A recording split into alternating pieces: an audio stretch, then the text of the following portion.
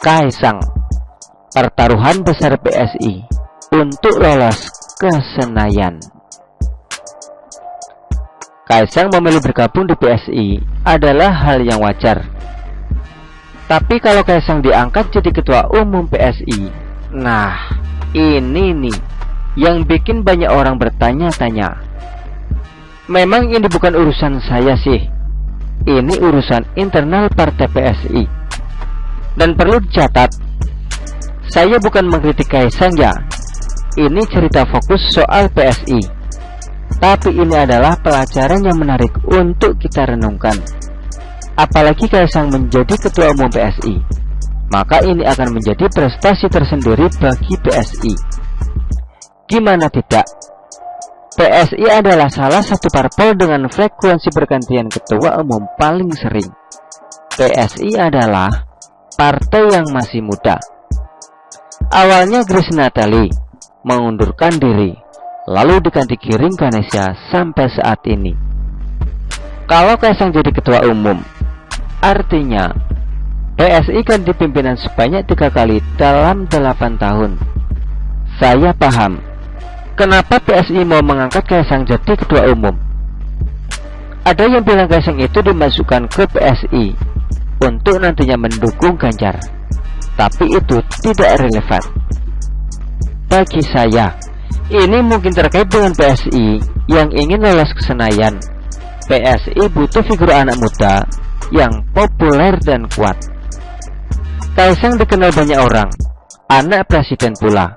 Apalagi di banyak survei, PSI selalu gagal lolos ke Senayan. Jadi Kaisang itu semacam senjata andalan agar bisa lolos ke Senayan. Dan hasilnya cukup singkat. Kaisang gabung ke PSI, dapat KTA, lalu jadi ketua umum. Prosesnya secepat kilat, bahkan lebih cepat daripada kirim barang belanja online. Saya setuju dengan ucapan dari peneliti Indikator Politik Indonesia Bawono Kumoro. Dia bilang, Kaisang terhitung anak baru, dan masih ada kader lain yang lebih dulu berkiprah di PSI. Yang harus jadi catatan bagi Partai Solidaritas Indonesia adalah jangan sampai perekrutan Kaisang ini membuat mekanisme demokrasi internal di dalam organisasi Partai Solidaritas Indonesia atau aspek kaderisasi menjadi semakin tidak jelas. Kata Bawono, ini kayak yang populer akan lebih diprioritaskan ketimbang yang sudah lama menjadi kader di partai itu. Orang-orang bakal berpikir, Kaisang masih muda, baru saja terjun ke politik, langsung jadi ketua umum. Ini agak sulit diterima pemikiran banyak orang. PSI bakal dianggap sebagai partai yang pokoknya apapun jadilah.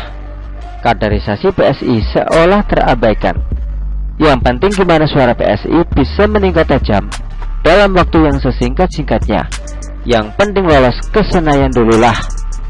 Jangan gagal kayak pemilu sebelumnya. Menurut saya, PSI terlalu berani mencoba-coba. Tapi ya itu urusan mereka sih. Tapi kalau misalnya gagal, saya yakin partai ini bakal pusing 7 keliling. Akhir kata, semoga Kaisang sukses di PSI. Begitulah kura-kura. Artikel ini diambil oleh siwa.com dan ditulis oleh XRT. Bagaimana menurut Anda?